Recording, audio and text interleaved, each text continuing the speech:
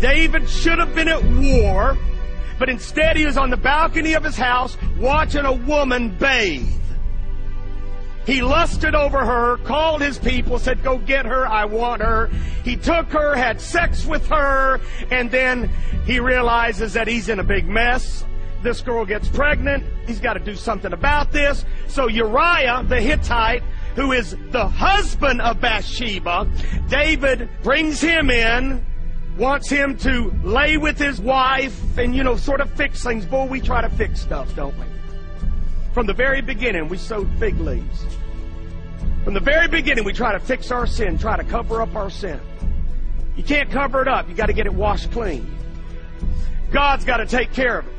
So Uriah the Hittite, eventually, David sends him to the front line and has the husband killed. Okay, so now David is an adulterer and a murderer. And in 2 Samuel chapter 12, verse 1, look at this. Then the Lord sent Nathan to David, prophet. And he came to him and said to him this story. There were 2 men in one city, one rich and the other poor. The rich man had exceedingly many flocks and herds, but the poor man had nothing except one little ewe lamb which he had bought and nourished, and it grew up together with him and with his children. It ate of his own food and drank from his own cup and lay in his bosom, and it was like a daughter to him.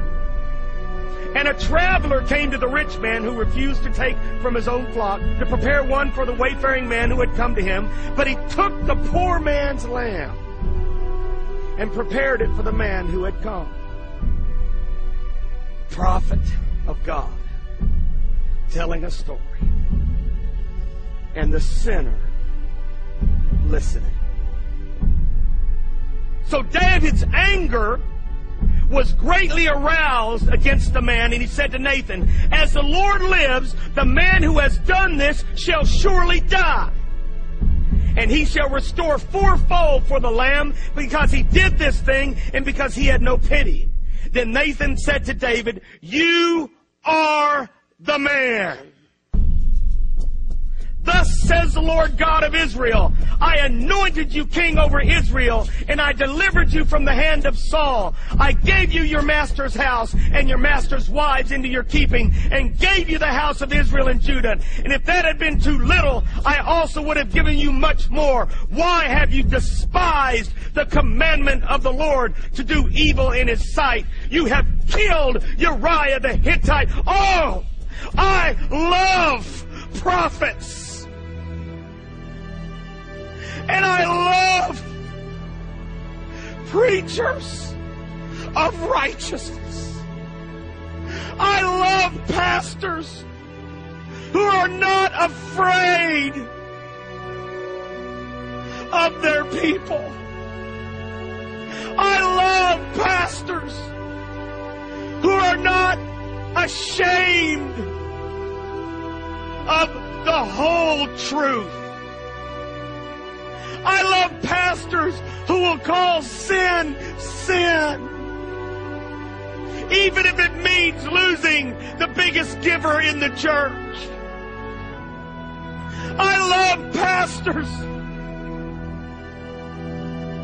Dear Jesus, some of you are watching at home.